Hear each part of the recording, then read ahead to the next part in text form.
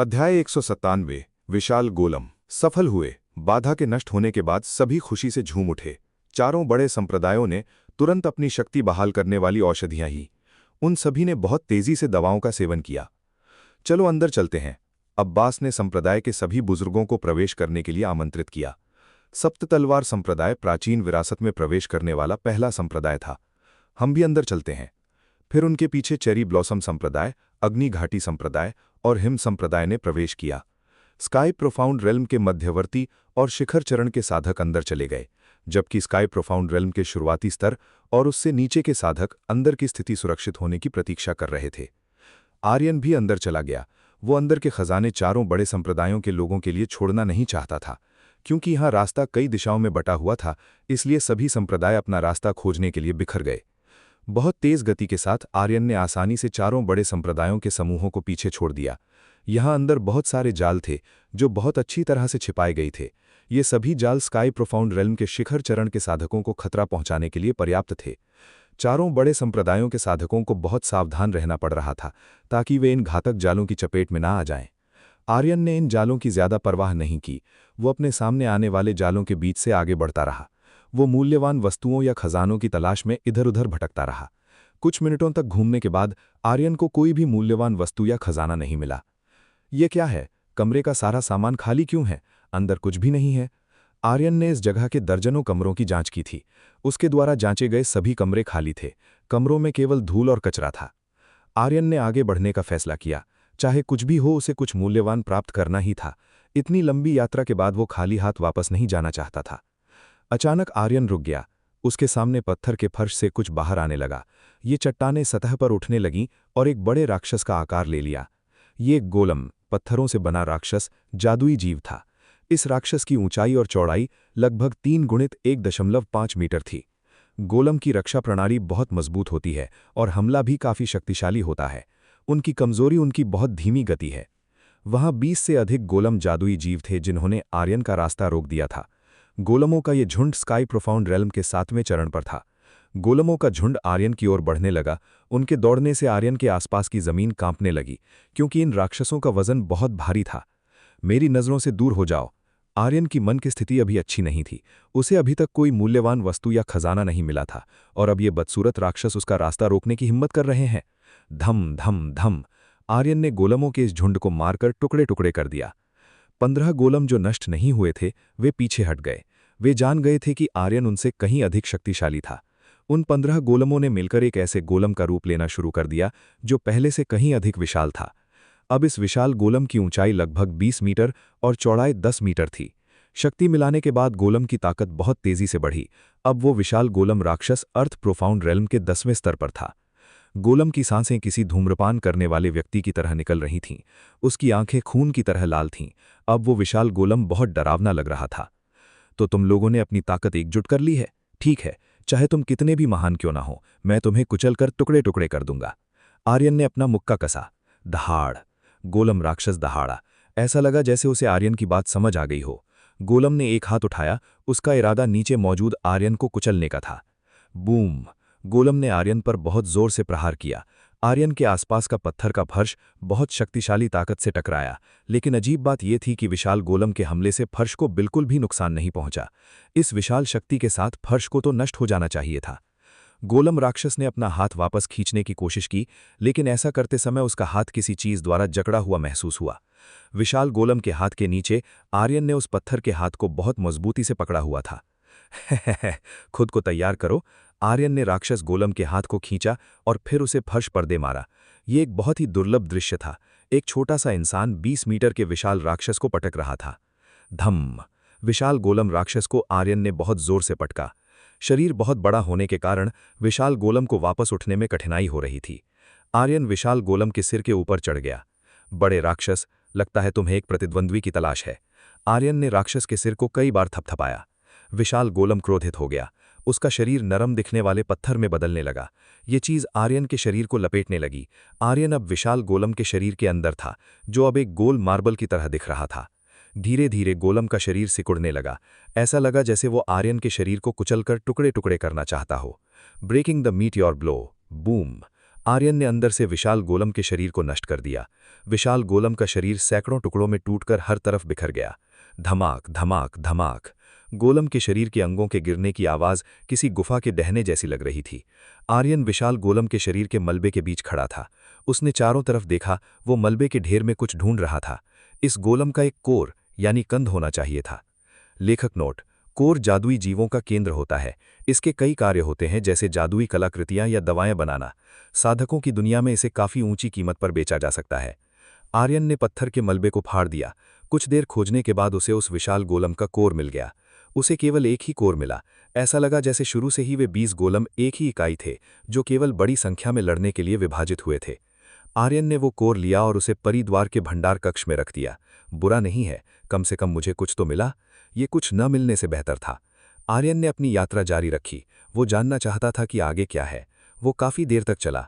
ये प्राचीन विरासत स्थल वास्तव में किसी भ्रामक भूल भुलैया की तरह था, जिसने आर्यन को कई बार गोल गोल घुमाया। अध्याय 198 भूल भुलैया। रुको, क्या मैं इस जगह से पहले ही 2 बार नहीं गुजर चुका हूं? आर्यन को महसूस हुआ कि वो इस जगह को 2 बार पार कर चुका है। स्पष्ट रूप से जो रास्ता उसने लिया था वो अलग था, लेकिन वो बार बार इसी स्थान पर क्यों लौट रहा था? ये मत कहना कि यहाँ की दीवारें हिल सकती हैं। आर्यन को संदेह होने लगा कि इस जगह की दीवारें हिल सकती हैं। यदि वे वास्तव में हिल सकती थीं, तो इसका मतलब था कि ये जगह आर्यन के साथ खेल रही थी। इसे आजमाने के लिए आर्यन आगे बढ़ा और उसने उस रास्ते की संरचना को याद रखना शुरू किया जिस पर वो चल रहा था। कुछ 100 मीटर चलने के बाद आर्यन मुड़ा और उसी रास्ते पर वापस आया जिसे उसने अभी पार किया था। जब आर्यन पिछले स्थान पर वापस आया तो उसने देखा कि दीवार की संरचना बदल गई थी। जिस रास्ते से वो पहले आया था, अब वो एक दीवार से ढक चुका था। धिक्कार है, तो इस पूरे समय मुझे इस भूल भुलैया में घुमाया जा रहा था।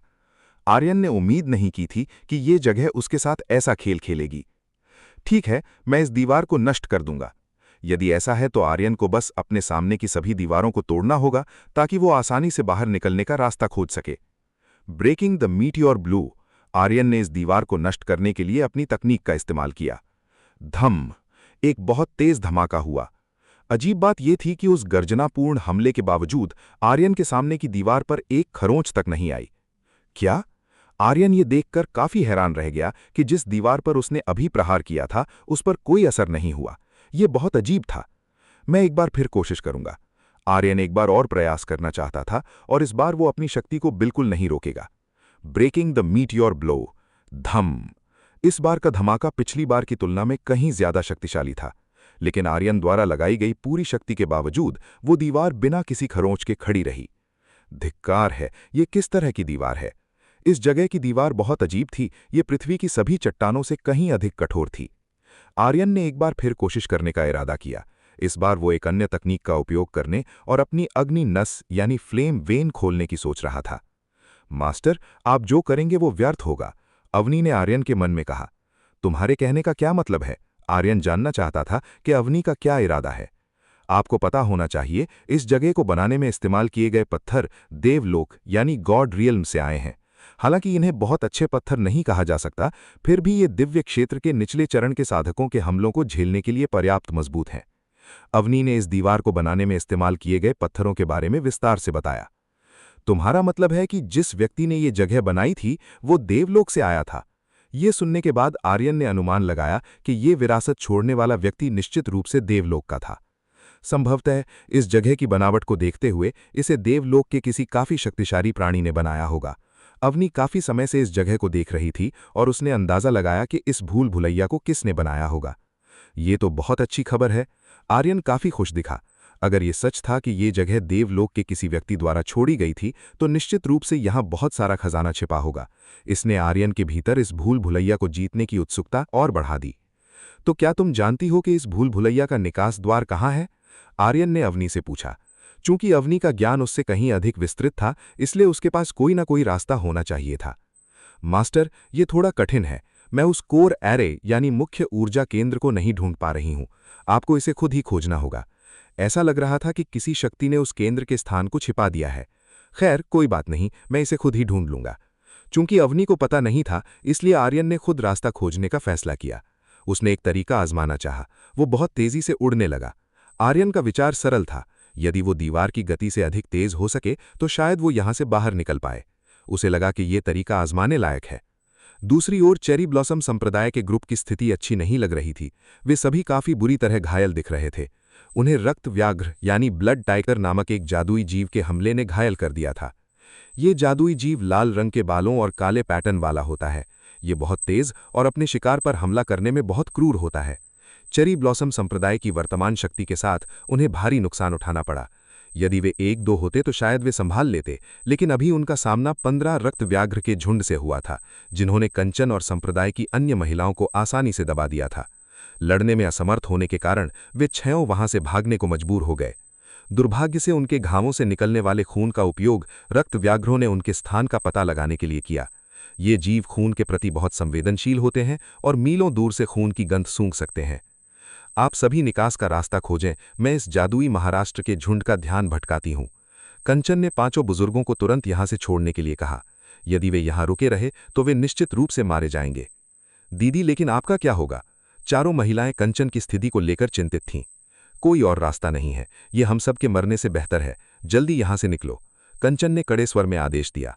लेकिन उनमें से एक ने विरोध करने की कोशिश की। कोई लेकिन नहीं, जल्दी जाओ, ये तुम्हारे संप्रदाय प्रमुख का सीधा आदेश है। कंचन ने अपने पद का उपयोग करते हुए 5 को तुरंत वहां से जाने को कहा। चलो चलते हैं। एकमात्र पुरुष बुजुर्ग ने चारों महिलाओं को वहां से चलने को कहा। जब वे चारों जाने लगीं तो उन्होंने पीछे मुड़कर देखा। वे बहुत दुखी थीं कि कंचन उनकी सुरक्षा के लिए खुद का बलिदान दे रही थीं। 5 बुजुर्गों के जाने के बाद कंचन दूसरी दिशा में चली गईं ताकि वो रक्त व्याघ्रों को अपनी ओर खींच सकें। उन्हें नहीं पता था कि ये जगह इतनी खतरनाक होगी। अगर उन्हें पहले पता होता तो वे कभी यहां नहीं आती। पछतावा हमेशा देर से आता है। अब वे केवल उन राक्षसों से दूर भागने की कोशिश कर सकती थीं। कंचन ने अपनी पूरी शक्ति लगा दी, लेकिन उनकी बची हुई प्रोफाउंड एनर्जी के साथ वे बहुत देर तक नहीं टिक पाएंगी। अध्याय 199 कंचन को बचाओ। कंचन केवल यह आशा कर सकती थी कि वो मदद मांगने के लिए अन्य 3 बड़े संप्रदायों से मिल जाए। बहुत बुरा हुआ कि सामने एक बंद रास्ता यानी डेड एंड था। कंचन तुरंत रुक गई। उसने उस चौराहे पर वापस जाने की कोशिश की जिसे उसने पहले पार किया था। जब कंचन मुड़ने ही वाली थी तभी रक्त व्याघ्र उसके ठीक पीछे आ चुके थे। दहाड़! 15 रक्त व्याघ्र कंचन की ओर देखकर दहाड़े। कंचन ने पीछे हटने की कोशिश की, लेकिन पीछे एक दीवार थी। वो अब भाग नहीं सकती थी। क्या मैं इसी जगह मर जाऊंगी? कंचन के पास अब कोई आशा नहीं बची थी। उसके पास भागने का कोई रास्ता नहीं था। उसके सभी निकास द्वार रक्त व्याघ्रों ने बंद कर दिए थे। कंचन ने अपनी आंखें बंद कर लीं। वो एक दुखद मृत्यु स्वीकार करने के लिए तैयार थी। ओ नहीं, फिर से बंद रास्ता! रक्त व्याघ्रों के पीछे से किसी के शिकायत करने की आवाज आई। शिकायत करने वाला व्यक्ति निश्चित रूप से आर्यन था। आर्यन हताश हो रहा था क्योंकि वो इस कष्टप्रद भूल भुलैया के अंदर लगातार गोल गोल घूम रहा था। किसी की आवाज सुनकर कंचन ने आंखें खोलीं। वो देखना चाहती थी कि अभी कौन आया है।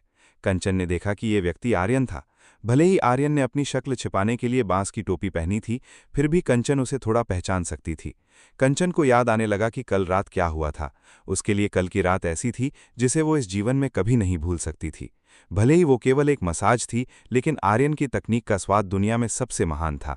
आर्यन, जल्दी यहां से निकल जाओ। कंचन ने आर्यन को तुरंत ये जगह छोड़ने के लिए कहा। वो जानती थी कि आर्यन ने एक कलाकृति का उपयोग करके अपनी असली ताकत छिपाई है, लेकिन 15 रक्त व्याघ्रों के सामने आर्यन का अंत निश्चित रूप से दुखद होगा। ये देखकर कि कोई नया शिकार आया है, आधे रक्त व्याघ्र मुड़े और आर्यन की ओर बढ़ने लगे। वे सभी बहुत भूखे लग रहे थे। राक्षसों ने आर्यन को घेर लिया था। ऐसा लग रहा था कि वे दोनों ही उनका भोजन बन जाएंगे। कंचन के लिए ये राक्षस जानलेवा थे, लेकिन आर्यन के लिए ये किसी खजाने के समान थे। 15 रक्त व्याघ्रों के कोर यानी कंद निश्चित रूप से उसके बहुत काम आने वाले थे। इनका उपयोग आर्यन अपने निर्माण और एल्केमी यानी औषधि बनाने के कौशल के अभ्यास के लिए कर सकता था।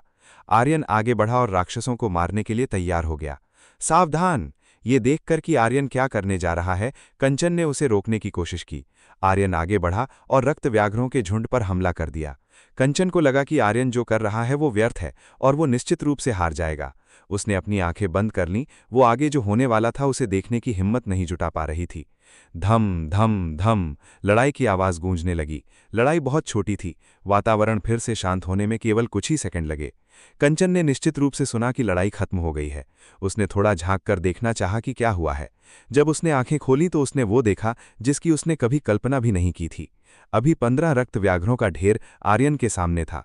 उन सभी की सांसें थम चुकी थीं। ये देखकर कंचन की आंखें फटी की फटी रह गईं। उसने ये सुनिश्चित करने के लिए अपनी पलकें मली कि कहीं ये सपना तो नहीं है। ये सपना नहीं है तो ये व्यक्ति 15 रक्त व्याघ्रों को कैसे हरा सकता है। चूंकि उसने लड़ाई नहीं देखी थी, इसलिए कंचन बहुत उत्सुक थी कि आर्यन ने उन्हें कैसे हराया। आर्यन ने एक खंजर उठाया और शवों के अंदर से कोर निकालना शुरू कर दिया। कंचन तुरंत आर्यन के पास पहुंची। आर्यन, तुमने इन्हें कैसे हराया? आर्यन ने बहुत सहजता से उत्तर दिया, मैंने बस इन्हें मार डाला। वास्तव में उसने इन्हें मुक्कों से मार डाला था। अपनी घातक गति और हमले के बावजूद ये राक्षस उस विशाल गोलम की तुलना में रक्षा में बहुत कमजोर थे, जिससे आर्यन पहले लड़ा था। क्या? आर्यन का जवाब सुनकर कंचन और भी हैरान रह गई। वास्तव में इस व्यक्ति का स्तर क्या है? ये इतना शक्तिशाली क्यों है? उसने मन ही मन सोचा। एक एक करके सभी कोर निकाल लिए गए। उसके बाद आर्यन ने शवों को फेंक दिया। तुम इन्हें फेंक क्यों रहे हो? इनका अभी भी थोड़ा मूल्य है। कंचन ने आर्यन को बताया कि शरीर के अन्य भागों का भी उपयोग किया जा सकता है। मुझे इनकी जरूरत नहीं है, अगर तुम्हें चाहिए तो ले सकती हो। आर्यन ने मना कर दिया तो कंचन ने उन 15 शवों को अपनी स्टोरेज अंगूठी में रख लिया। आर्यन, तुम्हारा वर्तमान स्तर क्या है? भारी जिज्ञासा के कारण कंचन ने पूछा। ये एक रहस्य है।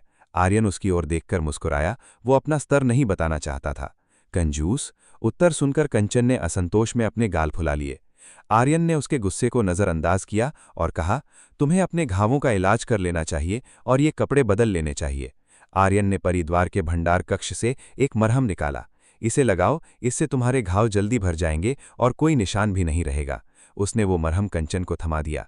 कंचन ने मरहम स्वीकार किया और कहा, धन्यवाद। कंचन दूसरी तरफ मुड़ी और अपने कपड़े उतारने लगी। वो अपने घावों पर मरहम लगाने लगी। ये मरहम बहुत आरामदायक महसूस हो रहा था। इसे लगाते ही घावों में ठंडक और सुकून महसूस होने लगा। अध्याय 200। सप्त तलवार संप्रदाय की गुप्त योजना। जब कंचन ने अपनी पीठ पर मरहम लगाने की कोशिश की तो उसे कठिनाई हुई, क्योंकि उसके हाथ पीठ के घाव तक नहीं पहुंच पा रहे थे। आर्यन, क्या तुम मेरी मदद कर सकते हो?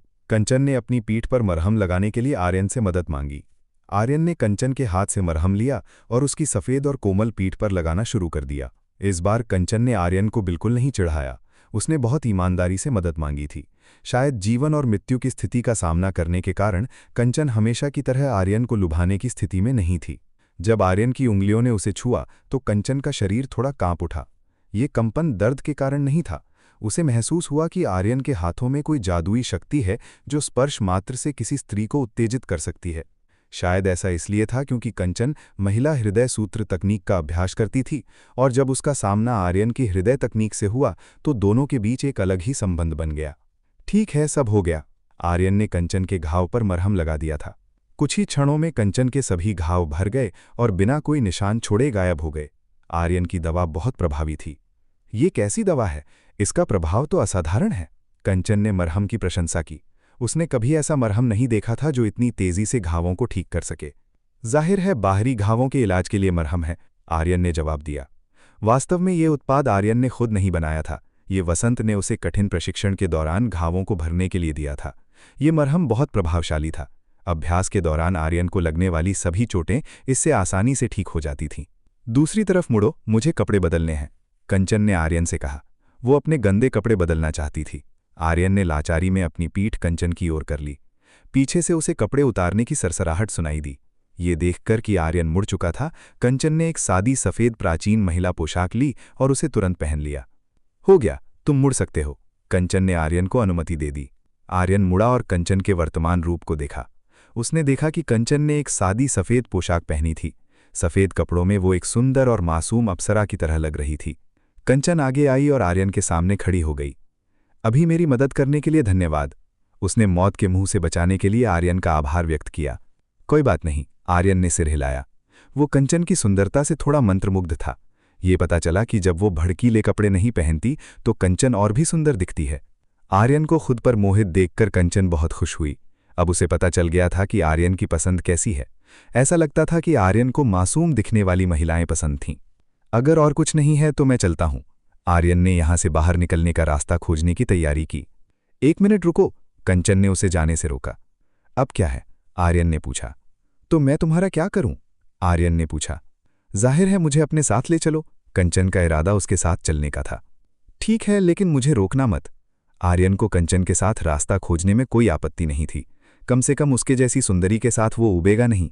बहुत बहुत धन्यवाद, कंचन ने फिर से आभार व्यक्त किया। दोनों ने मिलकर बाहर निकलने का रास्ता खोजना शुरू किया। क्या तुम्हें इस जगह कोई खजाना मिला? आर्यन ने पूछा कि उसके समूह को कुछ मिला था। अभी तक नहीं, शुरुआत से ही हमें कोई मूल्यवान वस्तु नहीं मिली। हमने जितने भी कमरों की जांच की वो सब खाली थे, कंचन ने बताया। उन्होंने बहुत सारे कमरे खोले थे, लेकिन उन्हें खजाना नहीं बल्कि आपदा मिली थी। जिस आखिरी कमरे को उन्होंने खोला उसमें 15 रक्त व्याघ्र थे। वो बहुत बदकिस्मत थे कि उन्होंने वो कमरा खोल दिया जहां ये राक्षस सो रहे थे। कंचन सोचने लगी कि ये जादुई जीव यहाँ कहाँ से आए और इस जगह कैसे जीवित रह सकते हैं। ये एक ऐसी पहेली थी जिसका उसके पास कोई जवाब नहीं था। ऐसा लगा कि सिर्फ आर्यन का ही नहीं बल्कि चेरी ब्लॉसम संप्रदाय का भी वही हाल था। आर्यन का अंदाजा सही निकला। ये कोई प्राचीन विरासत कक्ष नहीं था, बल्कि एक ऐसी भूल भुलैया थी जो उन सभी को मारने के लिए बनाई गई थी जो विरासत स्थल के सबसे गहरे हिस्सों में घुसने की कोशिश करें। चलो जल्दी यहां से बाहर निकलते हैं। आर्यन ने अपनी गति थोड़ी तेज कर दी। कंचन उसके पीछे पीछे चलने लगी। काफी आगे आर्यन को लड़ाई की आवाज सुनाई दी। ऐसा लगा जैसे लोहे से लोहा टकरा रहा हो। अपनी आभा छिपा लो, चलो देखते हैं आगे क्या हो रहा है। आर्यन ने कंचन को अपनी उपस्थिति गुप्त रखने को कहा। उसे महसूस हुआ कि आगे साधकों के बीच लड़ाई चल रही है। समस्या ये थी कि ये लोग किस बात पर लड़ रहे थे जब यहाँ कोई खजाना ही नहीं था। जैसे ही आर्यन और कंचन करीब पहुंचे, उन्होंने देखा कि सप्त तलवार संप्रदाय के 4 बुजुर्ग अग्नि घाटी संप्रदाय के 2 बुजुर्गों से लड़ रहे थे। लड़ाई काफी भीषण थी। अग्नि घाटी संप्रदाय के 2 बुजुर्ग पहले ही मर चुके थे और शेष 2 बड़ी बहादुरी से सप्त तलवार संप्रदाय के 4 लोगों का सामना कर रहे थे। अग्नि घाटी के बुजुर्गों, अपने 2 दोस्तों के पास जाने के लिए तैयार हो जाओ। बोलने वाला व्यक्ति जिशान था। उन 4 लोगों के समूह का नेतृत्व जिशान कर रहा था। जिशान, क्या तुम्हें डर नहीं लगता कि अगर हमारे संप्रदाय प्रमुख को ये पता चला तो तुम्हारे संप्रदाय और हमारे बीच युद्ध निश्चित है? अग्नि घाटी संप्रदाय के बुजुर्गों ने चेतावनी दी। हा, हमें क्यों डरना चाहिए?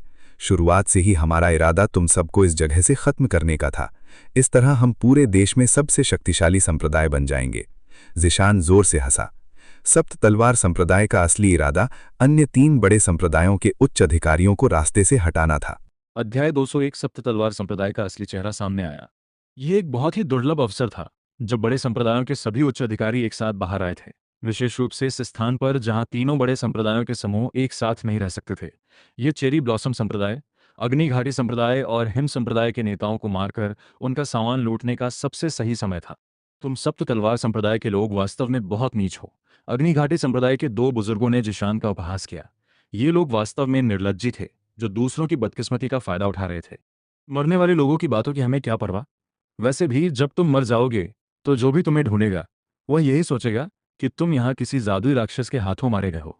सप्त तलवार संप्रदाय को किसी के द्वारा पकड़े जाने का डर नहीं था। इस खतरनाक जगह की मदद से उन्हें अन्य 3 बड़े संप्रदायों द्वारा संदेह किए जाने का कोई भय नहीं था। दूरी से आर्यन और कंचन ने सप्त तलवार संप्रदाय और अग्नि घाटी संप्रदाय के बीच की बातचीत सुनी। ये पता चला कि सप्त तलवार संप्रदाय के लोग चेरी ब्लॉसम संप्रदाय, अग्नि घाटी संप्रदाय और हिम संप्रदाय से आए सभी उच्च अधिकारियों को मारने का इरादा रखते थे। उनकी योजना बहुत अच्छी तरह से तैयार की गई थी। उन्होंने अनुमान लगा लिया था कि यह स्थान खतरनाक और जालों से भरा है। इसी कारण से उन्होंने अन्य संप्रदायों को पहले चेतावनी नहीं दी थी। अगर अन्य 3 बड़े संप्रदायों को यह पता चलता तो वे सभी सप्त तलवार संप्रदाय पर क्रोधित हो जाते। सप्त तलवार संप्रदाय के लोग वास्तव में बहुत नीच हैं। ऐसी स्थिति में भी वे संप्रदाय के सभी उच्च अधिकारियों से छुटकारा पाना चाहते हैं। कंचन, जिसने यह सब सुना था, काफी क्रोधित थी। कंचन को अपने संप्रदाय के 5 बुजुर्गों की स्थिति की चिंता सताने लगी। उसे उम्मीद थी कि वे ठीक होंगे और उनका सामना सप्त तलवार संप्रदाय के समूह से नहीं हुआ होगा। यदि संप्रदाय के 5 सर्वोच्च पद वाले बुजुर्ग मारे जाते हैं तो ये चेरी ब्लॉसम संप्रदाय के लिए एक बड़ी आपदा होगी। संप्रदाय की शक्ति जीवन के इन 5 स्तंभों के खोने के कारण बहुत कम हो जाएगी। आर्यन, हमें क्या करना चाहिए?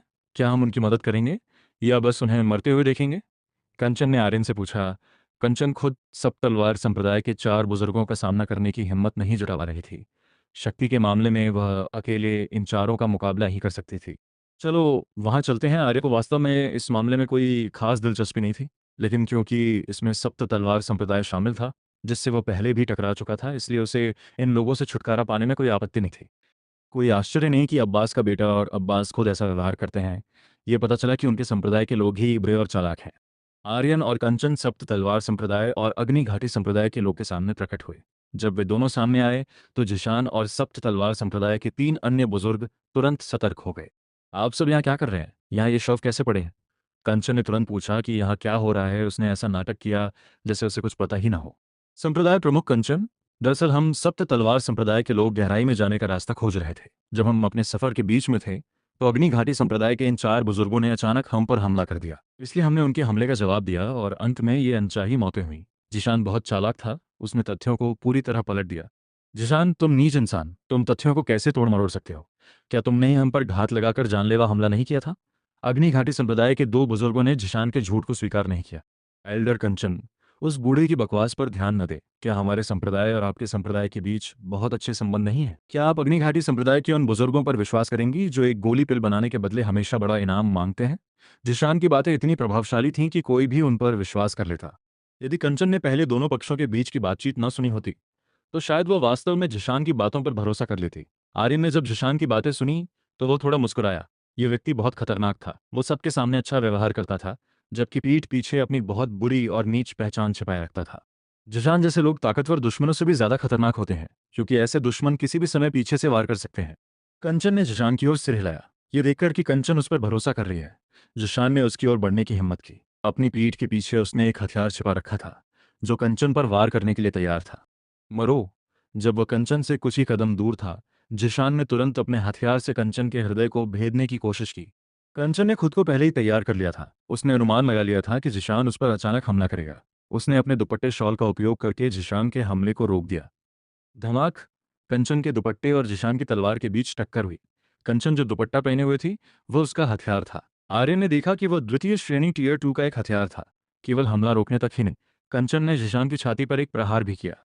दुपट्टे के प्रहार से जिशान कई दसियों मीटर पीछे हट गया। कुतिया, तुमने मेरी तलवार का वार स्वीकार करके मरना क्यों नहीं चुना? जिशान ने हमला करने के लिए कंचन को कोसा।